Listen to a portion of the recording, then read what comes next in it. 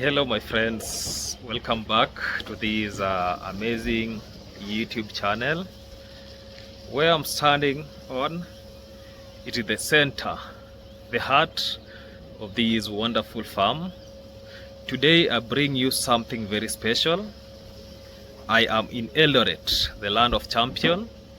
People know Eldoret for producing great champions because the world-class athletes. But what many don't know, that Eldoret is also a home of Kenya milk industry. I've traveled all the way from Isibania village to this Eldoret here so that I can be doing a benchmarking because I'm passionate about animals. That is what keeps me moving, and that's why you people see me interacting with the different animals so that I can get an experience on how to deal with animals, because I know one day I'll be having my own land, my own farm, God willingly, and I know you people are watching. So these are not dreams that I'm having, but this is a successful dream, but I know with the time it will be achieved in this journey. And today I'm going to take you inside this farm. You can see this is a dairy farm in Eldoret. This is not just a normal farm. This is a place where hundreds of cows are being milked every day. Thousands of liters, thousands of liters are liters of milk are being milked, and actually thousands of liters of milk leave this farm. That is the gate. That is the gate. Thousands of meters of milk leave this and to feed families. And some of it goes to supply schools indirectly or directly, because here what happens from here, they are selling this milk to a processing plant. Yeah, that is some around 30 kilometers from here. So that means it is feeding schools. Even it serves the industry, it is feeding the nation. So in this time that I'll be taking us through this farm, I'll give you a guide. We will walk together, cow by cow, section by section. We will see the housing, the feeding, the milking, the calves, and we will also talk about the challenges that come with running such a mega farm.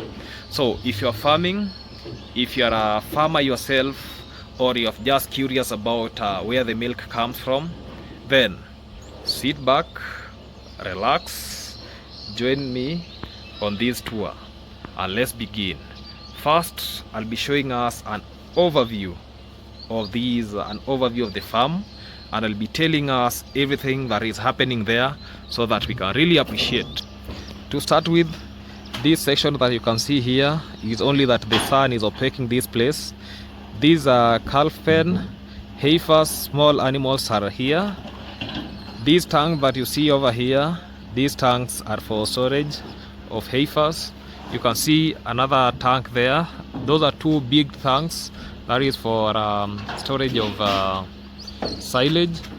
What you see that big with a maroon iron sheet, that is actually the store. The store is next to the gate, and in that store you can see some feeds there down. You can see an excavator is for cleaning the premise so that to remove the dirt and everything. You can see work is ongoing. These are footbath, and you can see cleaning is ongoing from every direction and every point. Yeah, this is footbath entering to the farm. Here is where the milkers are, and I'll be taking you there so that we can see how milkers are. That is the rural setup. Remember, this farm is in a rural setup. These are the neighbors. What you see there, those are the neighbors. You can see a lot of farms there. Yeah, those are plantation of maize for silage. Yeah, so I was talking about this is where milkers are. That is a separate where calf pen is. This is a slurry or compost pit where everything is being poured there. That is where we get the fertilizer and everything. This one is a calf pen from 2 months and above. This is another unit of calf. Yeah, So this farm is a story of growth. It did not begin as a large, actually it did not begin as a large dairy unit. It started slowly by slowly. So I'm getting down the stairs so that we can go learn a lot of things. So the way I was saying, like many successful story, it started small with only a handful of cows. I have a video that narrates that, where I was having an interview with a farm manager, telling they started with 3 animals and now they have more than 100 of animals. So that is what this farm is like. But over years, with the dedication, planning and investment, it has grown into a powerful of milk production. So today this farm has over 100 animals, over 500 liters of milk being produced. The milk is supplied to processors, to local communities and to schools. Imagine that, one farm producing enough milk to feed thousands of people every single day, guys. But what makes this farm special is not just the numbers, it is the system, the discipline, the science, the passion behind it. Dairy farming at this scale is not like about keeping animals. Remember, I usually tell every people that once you want to be successful in dairy farming, you have to be passionate. You have to take good genetics and good nutrition. That is all thing about dairy farming. So dairy farming, the way I was saying, it's not about just keeping animals. It is about managing a business, managing an ecosystem, yeah, and creating jobs for people, because a lot of guys have been employed to this farm for jobs through this. This is one of the way of creating jobs. Look around, let me show you around. Yeah? When you look around, you'll see workers feeding animals. You can see like there is a guy there trying to close for these animals after milking. Another one here recording milk. Others, they are doing cleaning. So you will see that when you are talking about you see workers feeding cows, cleaning, milking, and take care of even calves. This farm is not just about feeding cows. It is a family's through the job it creates, because it has really creates a lot of job, and that is what you can see. You can really see here. This farm is not just about let's say we call it actually it is not just about keeping cows the way I said.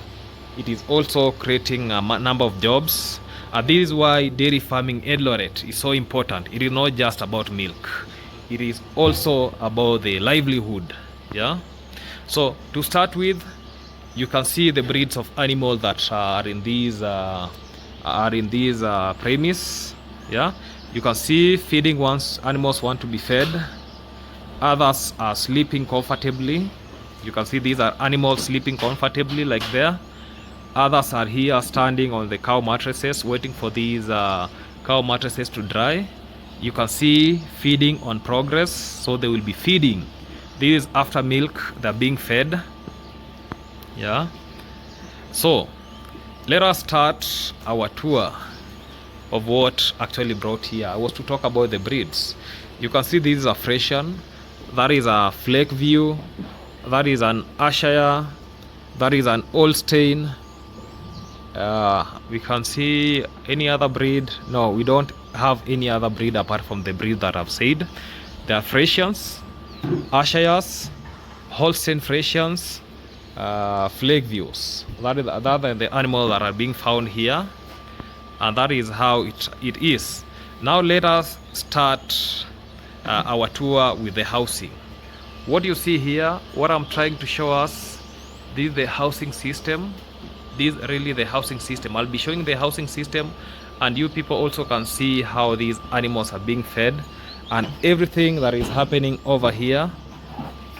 Let me see. You can see how concentrate. There is a part that I'm going to talk about the concentrate.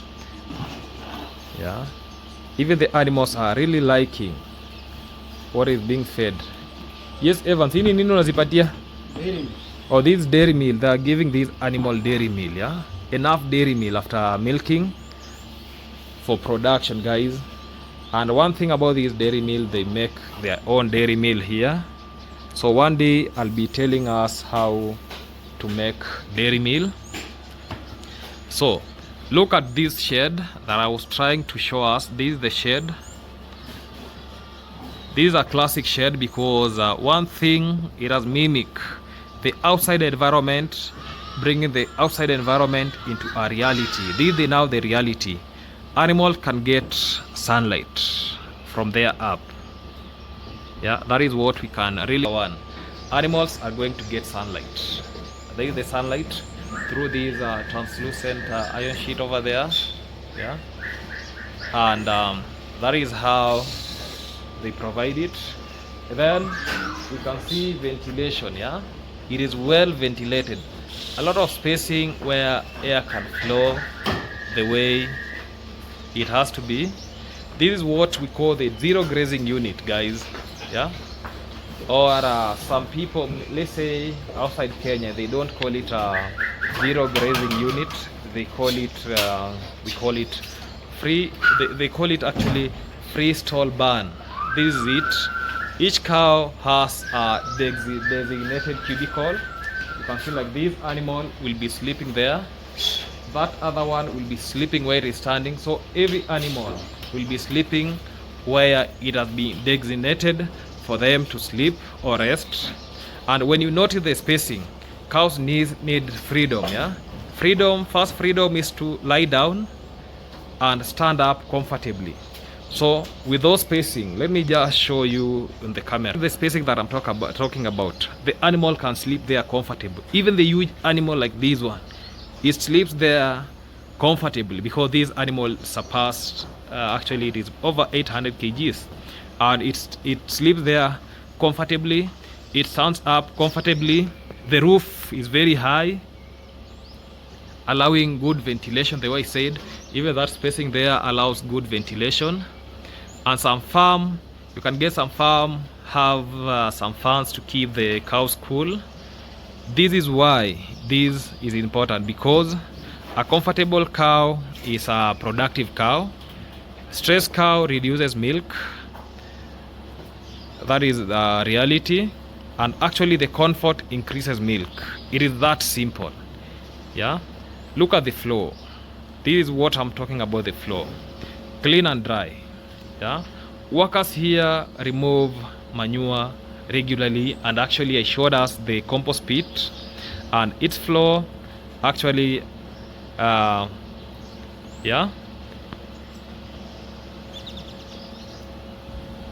the way I was talking about floor, you can see the way, yeah, it is not slippery. It is somehow it has some, I don't know how, some roughness so that the animals cannot slide in this floor. And hygiene is everything, the way you can see, because in dairy farming, if floors are dirty, cows get mastitis. That is number one. Hoof problems and even production drops. So clean housing is actually the first secret for milk production. And you may also notice that water troughs, the way you can see, they are actually being placed strategically. You can see animals have been put to two. These two animals here, but you can see water trough here, another water trough here, strategically. So you can see this one is the refiller. It will be taking water here. Once it fills, it will be draining to here. This is what's happened to every partition here, and that is how everything happened. So cow needs clean water. A dry cow can drink water 60 to 100 liters of water per day. Without water, there is no milk, and that is the reality. Yeah, farmers watching this video, take note that good housing about spending millions. It is about the design, proper design. That is number one. Proper spacing, cleanness, comfort. If you have, let's say, 2 cows at home, the principle is the same. Give them space, give them clean water, make them clean, and they will reward you with milk. That is what is really happening. And when you do that, everything will be going the way actually you want it to go. So let us go and talk about feeding, and we'll be discussing a lot of things, guys, after here. Welcome, guys. Having seen where the cows live, let us move to the heart of production. When I'm talking about the heart of production, is about feeding. Now that we have seen the cows live, let us move to the heart of the production, and let us go and see how feeding is being done and everything. So dairy cows as like milk factory. They're just like a factory that cannot produce without raw materials. A cow cannot produce without the right feed. Yeah, milk is simply nutrition converted into liquid form. The better the feed, the more the milk. This farm has mastered the art of feeding. Let me show you, guys. Yeah, so I'll start by showing us. Let me show you silage tanks that you can see over here. This container contains some silage and some fermenters inside here. There are plenty of them. Yeah, there are others. They are there, and this is the this is what I'm talking about, feeding and the master of feeding. Yeah, so here where we are standing at, this is where we call these are silage pits. These are the silage tanks that contain silage. This, my friend, is gold. Silage is the secret weapon of successful dairy farmers. You can see even that one was silage, but is now being thrown because it had some molds. Yeah, and a lot of it actually was used in calf pen. Yeah, so that it is not that this comes from the calf pen. This dirt from calf pen, it is being thrown here. Then this vehicle over here, it will be carrying those dirt to the garden. Yeah, so let me just tell us what is silage. Actually, when I'm talking about silage is a preserved fodder. Usually you can get it with maize silage. You can have napier grass, you can have sorghum, you can have a lot of things can make silage that is harvested when it is still green, but in the right maturity, chopped into smaller pieces, and then compacted tightly in pit or let's say a bag. I've shown us those jerry cans. You can see those jerry cans over there. That is how they're being stored, and has to be compacted. The idea is to remove air and allow fermentation. That fermentation preserves the feed for months, for years, because I've seen silage even being stored underground for like 4 years, and when they are using that silage, it is still very good. Yeah, when you look at the silage, notice the color. That is what I can tell us. Yeah, it is slightly greenish yellow in color. That is, most of the silage will be there. And notice the smell. The smell has to be sweet. When I'm talking about sweet, you people know what I'm meaning. Not rotten. Yeah, this is how good silage looks and smell. If you smell, I think do I need okay. When I'm talking about silage, let's pick some few here. This is silage. Yeah? This is what we call the silage, and the silage should be smelling very good. And when the silage is smelling very bad, production will drop because cows will not eat enough. Yeah, you know, even for cows, they have the taste for smell, they have the taste for everything. This farm makes hundreds of tons of silage during the rainy season. That way, when the dry season reach, like now it is very rainy, so that's why you can see every place in this farm is muddy. This is how the farm is right now, muddy because of rains. So you can see this is rains. Yeah, this is water. Yeah, And one thing that you have to know, that way when the dry season comes, milk production never stops. Farmers that are watching me, even if you have 2 cows, please learn to make silage. It is the difference between having milk in January and having none. Yeah, and this is the store that keeps this is hay. These are bales of hay. And these are actually, these are we call these soya. I told you, what you can produce, what you can't produce, don't produce. So this soya, it has been produced, and this is how it's being done. Yeah, this is the way things are being done. And remember that silage alone is not enough. These high yield cows need more. That is where concentrates come in. Concentrates are feed like dairy meal, maize jam, wheat pollard, cotton seed cake, sunflower cake, the soya that I've shown us. These are high in energy and protein, which support milk production. So this farm uses what we call the TMR. So let me just take us to where I'll be showing you what I mean by the TMR. When I'm talking about the TMR, that is total mixed. Actually, it is the total mixed rations. That means that all feeds. Let me just take us and show us what I'm meaning, guys. Yeah, because I told you this is too early. Preparations and everything are ongoing. You can see cleaning of the mattresses, everything. The animals are very happy. So when I'm talking about concentrate, these are the concentrates that I'm talking about. Yeah, you can see what you see inside there. Those are the concentrates. These are the concentrates, guys. Yeah. So let me show you a complete the TMR that I'm talking about. When you look at this feed, guys, when you look at this feed, yeah, this means that it contains silage in it. You can see some silages, you can see some hay, you can see some concentrates, you can see some minerals in it, and mixed together, yeah, before being given to the cows. And the reason of mixing them together is this, yeah. So when you have something like this, you prevent cows from selecting what they like and leaving the rest. Every bite a cow eats is a balanced diet. Let me show us what I'm meaning. You see what the cow eats, it's a balanced diet. Yeah, you can see they are really enjoying. They are not selecting anything.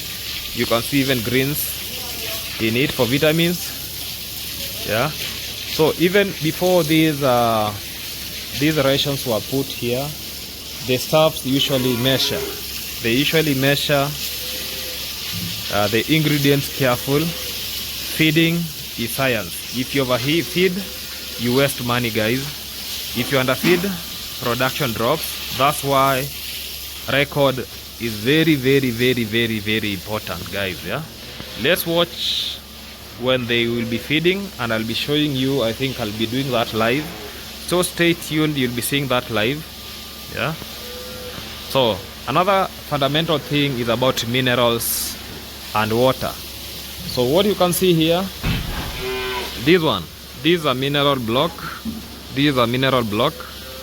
Yeah, and this is something like that is very small, but it really makes a difference. Yeah, so when we are talking about minerals, we are talking about DCP, about salt, special additives that keep the cow actually fertile. For those who know what fertility means in livestock, the animals search minerals. They remain fertile and strong and productive. For example, let me give a good mineral like DCP. Provides calcium and phosphorus, which prevents milk fever and strengthens the bones. Yeah, trace minerals like copper, zinc, selenium improve what we call immunity. When we look at these mineral block, this is what I'm calling the mineral block. cow lick it naturally to balance what they are missing in the diet. And when we are talking about water, it is only that cleaning is ongoing here. The water right now, it is dirt. It has a lot of dirt, but to some people it is clean, because when they are doing this cleanness, yeah, so this place will be cleaned thoroughly, so that so that they can be putting them clean milk. So, and when it comes to water, I cannot emphasize this enough. A dairy cow is like water pump. For every liter of milk she gives, she must drink about 3 liters of water. A cow producing 30 liters of milk per day may drink up to 100 liters of water. That is why water troughs might always be full, clean and accessible, yeah. Unlike in my village, yeah, you get that the animals are taken to graze. Once they graze, let's say when it is very hot, it is when they're going to drink water just once a day. Then you get that everything starts from that, yeah. So for farmers watching, take this lesson home. Feed is king, but water is queen. Without both, there is no milk. I can repeat for you. Feed is the king, water is the queen. Without that, it is like nothing. So we are going to another section, so that we are going to learn other things in another section, and let us go and learn. Now, my friends, we have come to the heartbeat of the farm, the milking parlor. This is where all the effort in feeding, in housing and caring for cows come together. This is where the reward is harvested. Every morning and every noon, every evening, cows come into this parlor to be milked. And it is not a few minutes. Hundreds of liters of fresh milk are collected from this point that you can see. It has actually 4 chambers. You can see there are some feeding, so the concentrate they are putting in the feeding unit. So this is chamber number 1. This is where the tanks are. This is chamber number 2, chamber number 3, then chamber number 4. Here is where tanks will be placed, and you can see every chamber has some towels for cleaning the udder. Then you can see this is the milking machine gauge. This is the gauge to determine the pressure at which the machine is milking. So this is the milk claw for putting into the cow's teats. This is where the milk enters. It goes directly to there. Then this is the pulsation hose, and this one is the vertical tap. This is the piping system. Let me show you the machine, how the machine looks like. So this is a very heavy duty milking machine that is capable of milking like 10 animals in a line. But for now, because of the space, it is now milking 4 animals in a space. So this is the way it is. So those ones are the compressor. Then we have the vacuum, everything. It's there in that machine.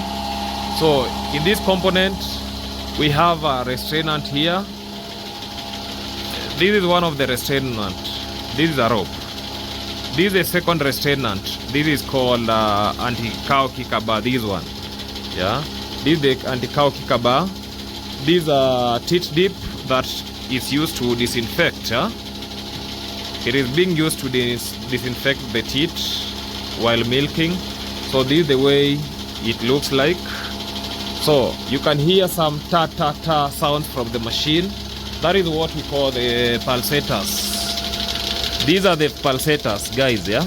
This one. They determine the pace at which the milking machine will be milking. So the milkers come from that side you can see like this is a milker coming toward this side gentle, just slowly by slowly. So we are going to milk. So they will be coming here from that place, then they will be lining here. 4 of them, 4 animals will be coming, and we are going to see these practically. Yeah, this is Nakuru coming number 1 here. This we call it Holstein Friesian. Then followed by this is Githunguri. This is Githunguri number 2. This is Limoru, not Githunguri. This is Limoru number 2 here. That is Limoru. So you can see 2 animals are already in, 2 next are coming. So when you're buying an animal for milking, yeah, see how this udder is very well composed. Yeah, this is udder. Look the way the udder is very well composed, guys. These are the qualities of a good milker that people have to select. That is what you look at. Don't look at the bigger the udder, then you say that the more the milk. So they'll be coming 4 animals. You can see they have sense. They know how to line to line. So that one was confusing where to enter. It is now right inside there. Wanakuja 5. Wanakuja 5. Kuna moja amerudi hapa. Ni nani? Oh, that one. Nakuru actually, Nakuru has come to be milked twice. It likes the taste of the, yeah. So this is Vitello. This is Vitello. These are Flake View. Go there. Yeah, that is Vitello. Vitello will be going number 1 there. That is Vitello over there. So you can see this is the milking tank being brought. So you can see the first process. They are trying, actually this is what we call preparation for milking. You can see how udder is being cleaned. Yeah. Before milking begins, there is one very important step, preparation. And you can see the other guy is preparing everything, and hygiene is everything. That's why you can see they were cleaning the udder, because of the hygiene. Each cow's udder is washed or wiped clean. This prevents dirt and bacteria from entering the milk after that. And once they will be finishing milking, the teats will be disinfected using a teat dip.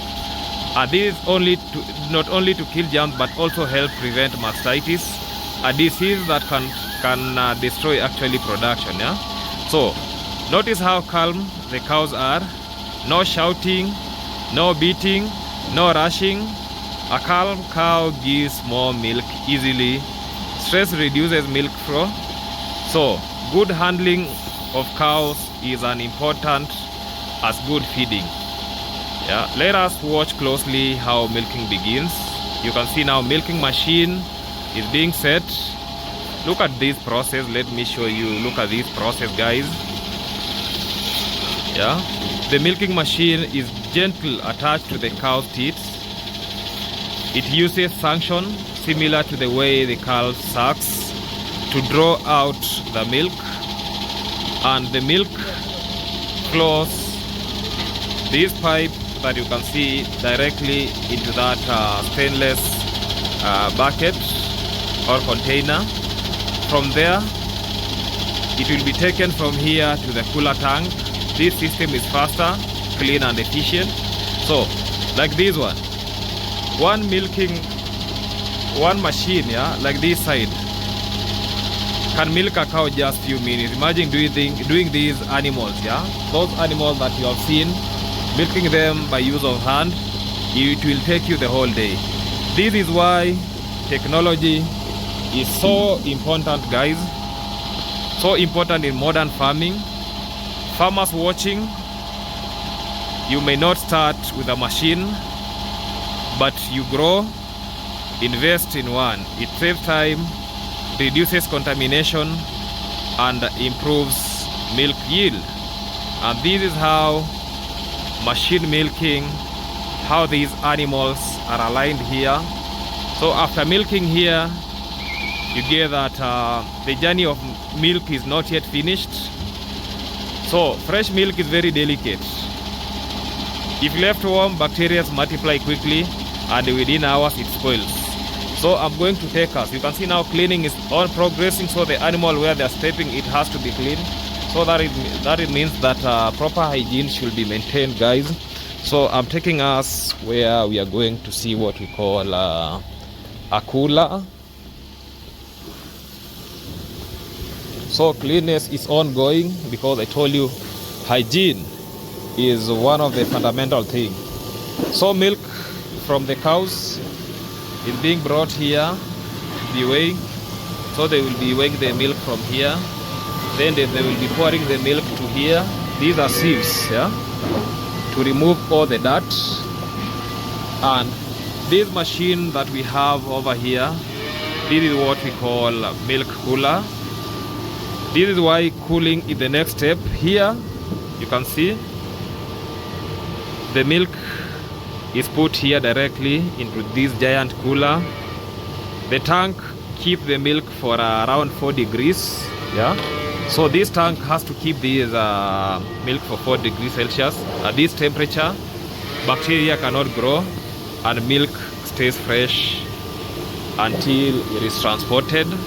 So from this tank, milk is collected by dairy processor through here, and it will be put through this one, yeah. So by good luck, if the truck will be here, remember the truck that are used to transport milk is insulated trucks. The milk is then processed into packets when it reaches the processor plant.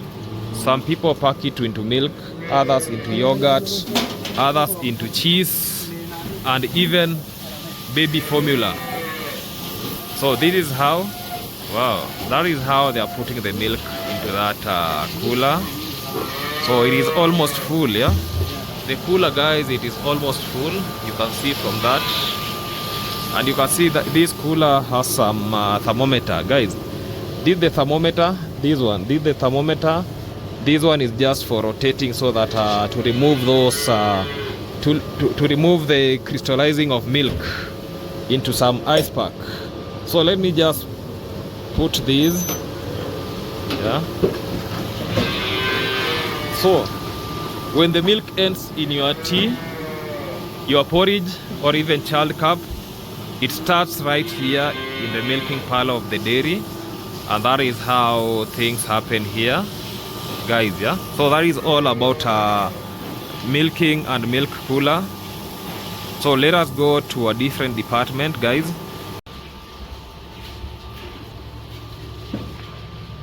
Yeah, this is a line of calves. Now we want to enter the calf unit, and here is where every stop making noise calf. So here is where every dairy farm begins. If you want to know the strength of a farm, don't look at the cows that are being milked. Those cows that you saw that are being milked, don't look at them. Look at these calves. These ones are very small. These calves are less than 2 months old here. So these small calves are tomorrow's milk producers, and the way they are raised will determine whether this farm grows or actually collapse. When a calf is born, the first and the most on colostrum, and colostrum is that thick yellow milk that cow produces immediately after calving down. That is what we call colostrum. So that is the way I've actually told us, and it is full of antibodies. For those who know the antibodies, you know what I mean. The antibody AG, those, it is called AIG or AG, something of sort, and actually it is full of antibodies. That is number one, full of vitamins and minerals. So a calf must take colostrum within the first 2 hours of life.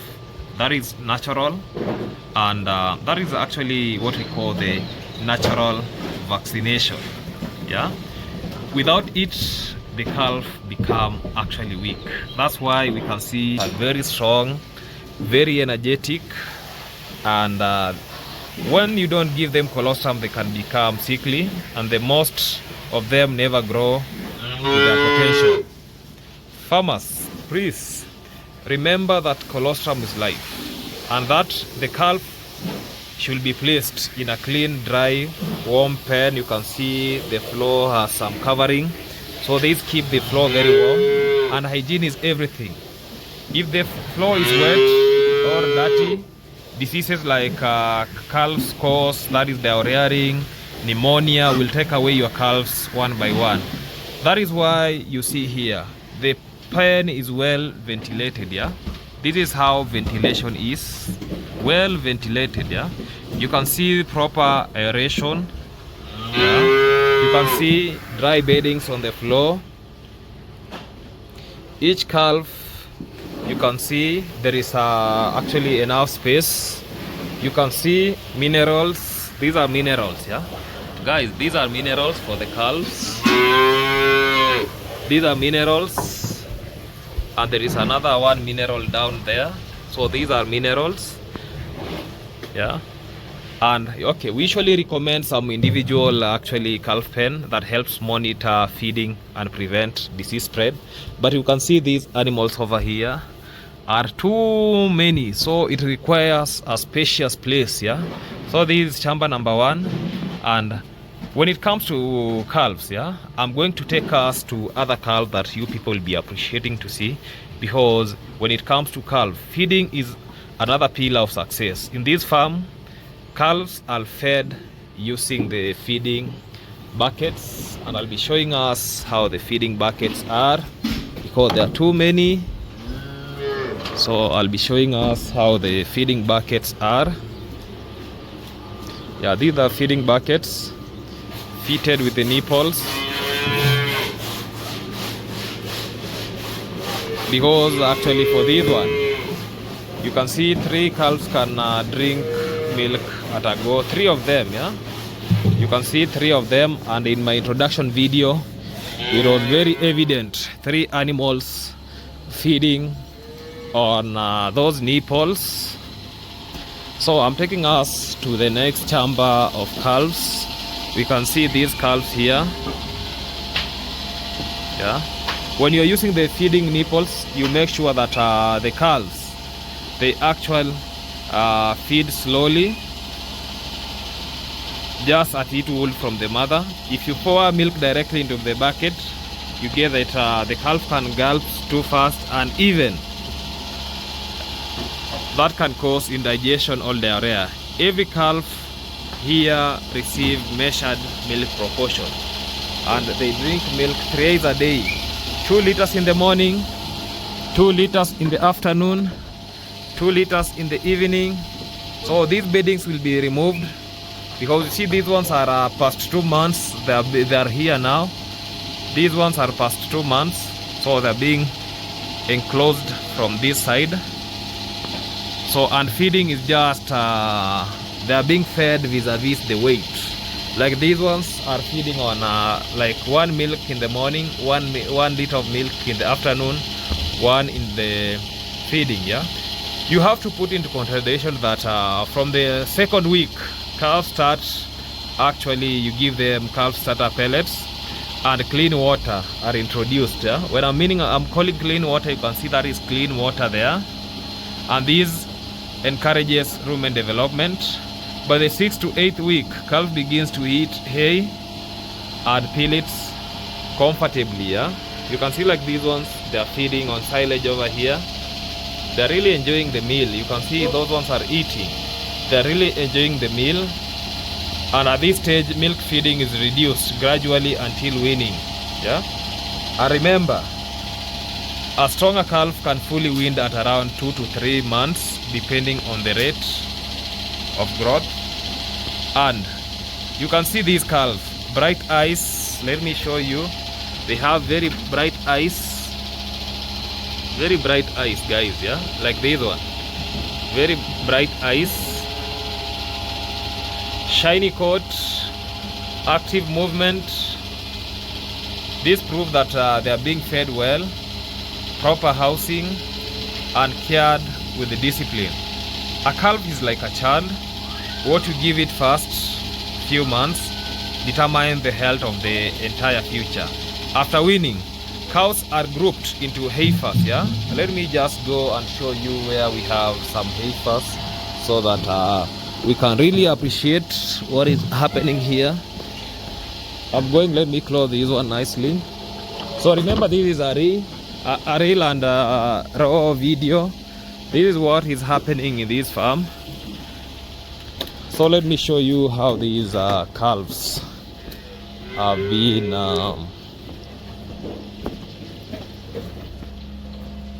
yeah, let me show us how they have been actually they have been grouped here.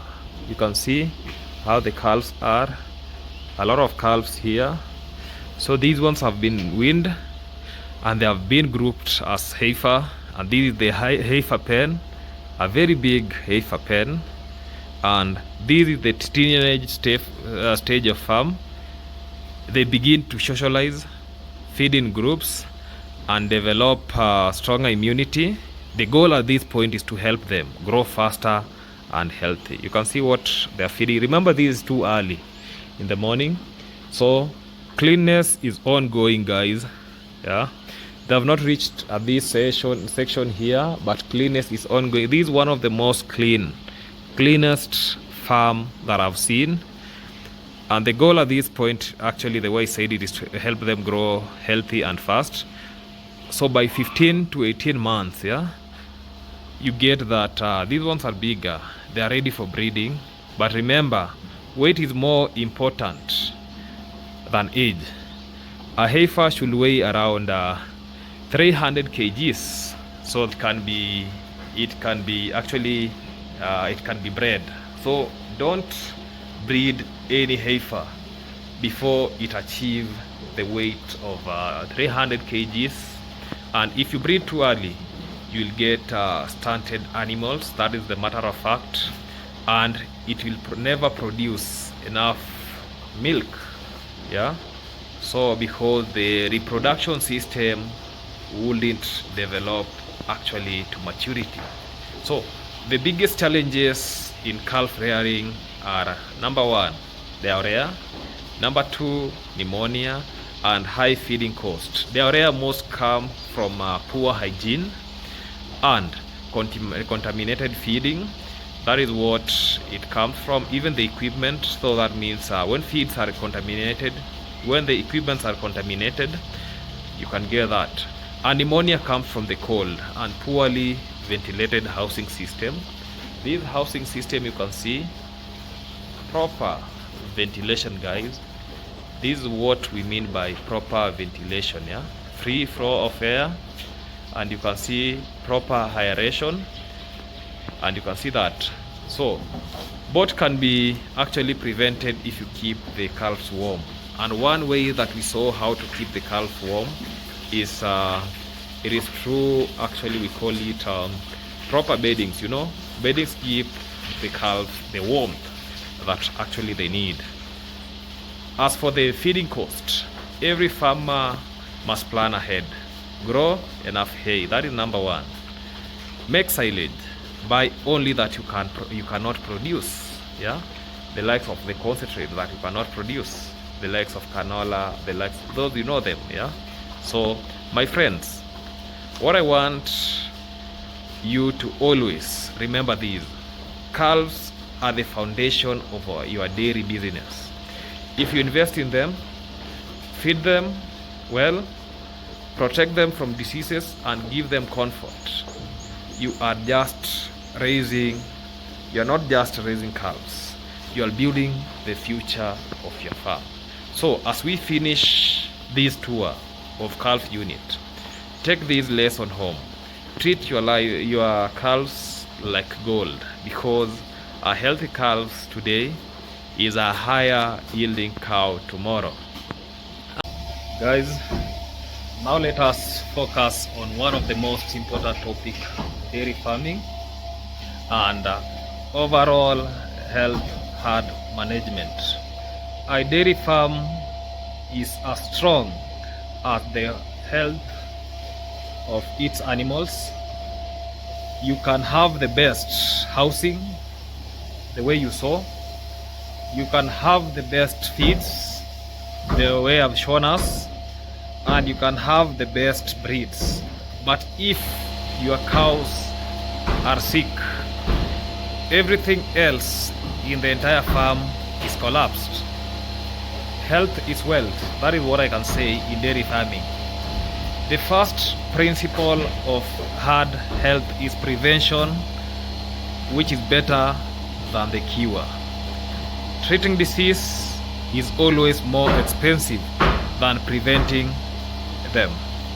Good hygiene, proper housing, quality feeding, and vaccination are your first, let's say, line of defense. Let us talk about the common diseases in dairy farms. The first is mastitis. When you talk about mastitis, what is mastitis?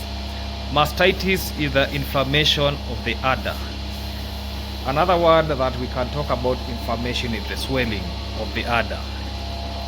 This is the most common disease in dairy farming worldwide. Mastitis reduces milk yield. That is one thing that mastitis does. It lowers the milk quality and can destroy the udder permanently. There are some people who are complaining that my teeth is swollen, I don't know what has happened, my teeth is not removing some milk. That is what we call that the udder has actually got a permanent defect.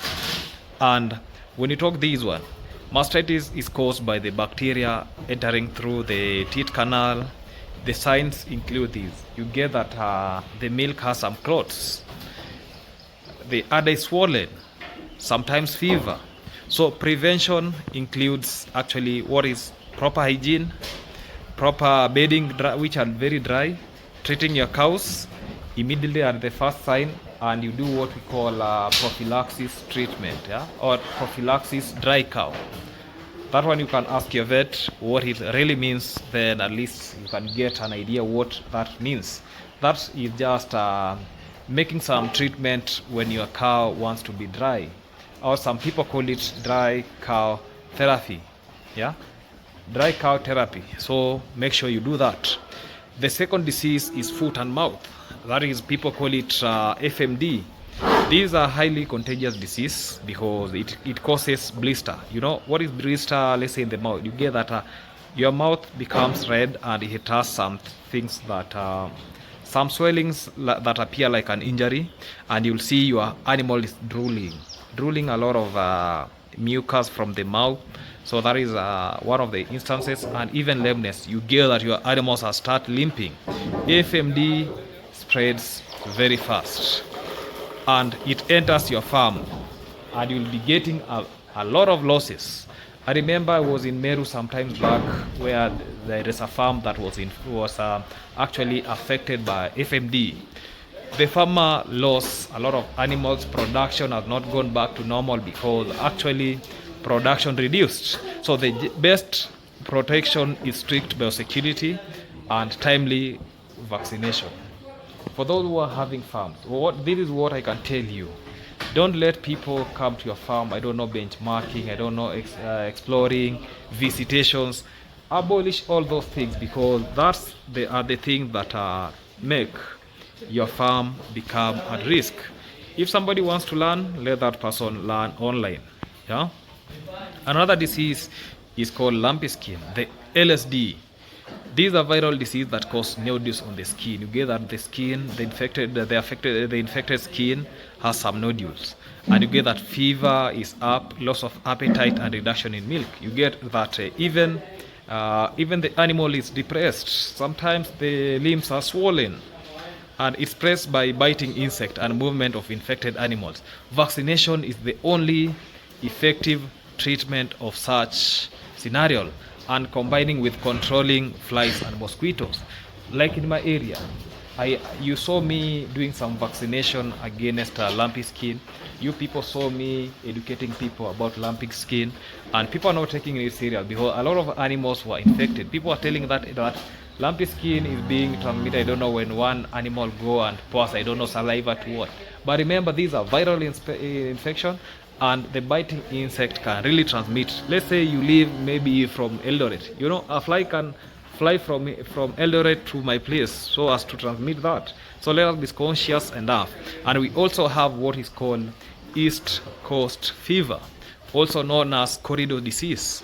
This is a deadly tick-borne disease that actually affect cattle of many parts, and signs include you get that there is high fever, swollen lymph node, difficulties in breathing, even death if not treated early. The solution is tick control through spraying, what we call the spraying of ticks, dipping, and actually high risk areas vaccination with the ECF vaccine is very fundamental. Like this farm, you get that these animals have been against ECF, and this is the tag for ECF. Yeah, you see these that appears orange here in this ear, that is the tag for ECF. So all these animals have been vaccinated against ECF. Like this one, you can see it has some two tags. The smaller tag is for ECF. Another disease is brucellosis. This is another challenge. It causes abortion in cows and infertility. It also called zoonotic disease, and it can affect human. So that means it can spread in human through maybe drinking raw milk. Vaccinating heifers calf between 4 to 8 months with ACE-19 vaccine helps prevent brucellosis. Another challenging disease is black quarter, that people call it BQ. It is a bacterial disease that kills animal very suddenly, and we have seen some instances where animals have been dying because of the BQ, which basically BQ causes actually swelling of the muscle and high fever. Vaccination among the young animal is the best protection. That is what I can say. Another disease is the anthrax, which is deadly, usually occurring in areas contaminated with the contaminated soil. It causes sudden deaths. Carcass should never be opened because it spreads easily. Vaccination in endemic area is essential. Let us not forget parasitic infection. When I'm talking about parasitic infections, are the likes we call the worms, which are silent thief in dairy farm. Why am I calling them silent thief? They reduce feed efficiency, that is one. People like complaining that my animal is not feeding well. Look at the overload of worms, and actually it slows down the growth rate and lower milk production. So regular deworming using recommended dewormer, which is the recommended product, is the key. And usually every 3 months deworming should be done depending on the farm condition. Another thing that is affecting our farms mostly is about the external parasites. Like ticks, we have fleas, we have lice, we have ticks, lice, fleas, and flies, which are also a threat. They spread diseases, like the one that I was saying about lumpy skin. So control measures include actually spraying your animals, dipping, using for own treatments. A farm should have a consistent parasite control program, and that's the reality. When we talk about vaccination program, vaccination is like an insurance policy for your herd, and I can give you a guide on how to do your vaccination, and make sure that you use qualified personnel. So the first of it is calves should receive colostrum for natural immunity. That is the first preventive measure. That is a national vaccination schedule, because you see, when you give your calves enough milk, you see that their immunity increases. So that is number one. At 4 to 8 months, vaccinate heifers against brucellosis, and make sure you do that. The third thing is all animals it should be vaccinated annually against foot and mouth, lumpy skin, BQ, and let's say those ones are every year. You have to vaccinate them depending on the region. ECF vaccination should be done, and usually once in a lifetime. You only it is very cheap, because it is around $25 around there. I'm not very sure about the cost, but that is a life. It will be helping you in lifetime.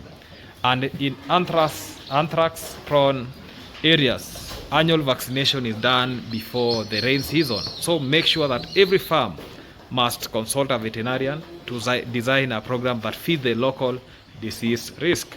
Another key of area which is health management is biosecurity. This means controlling the movement of people, animals, equipment into the farm. Always isolate new animals for at least 2 weeks before mixing with the entire flocks or the herd. Visitors should disinfect their booths. But to be safe, don't allow any visitor to your premise. Don't allow vehicles to not drive into the animal area. That you have to do, and have proper record keeping. It is also part of health management, because every cow should have a health card recording vaccination, deworming dates, and treatment. These help performance and prevent missed schedules. And finally, a farm must have good relationship with veterinarians. That I usually insist in my all videos. Do not wait until animals are dying to call the vet. Regular checkups, disease surveillance, and training of workers may make a big difference. So my friends, remember this: dairy farming is not just about producing milk. It's about production, low costs, and peace of mind. Vaccinate on time, deworm regularly, control ticks and flies. That is what I can tell you. Maintain hygiene and record keeping, and that is the foundation of sustainable dairy farming, guys. So let us engage, let us keep on learning, because I'll be training us as I do other videos. Support my channel so that we can be having a farm of its own. So that's enough for today. Let us keep on learning, guys. And with that, we come to the end of today's dairy farm tour, from housing to feeding, milking, and finally what we call the calf rearing. I hope you have seen that the dairy farming is not about luck. It is about discipline and management. Thank you for watching, and remember to like, share, subscribe to this YouTube channel. Until next time, stay blessed and keep farming wisely. That's enough. Goodbye for now, guys. Goodbye.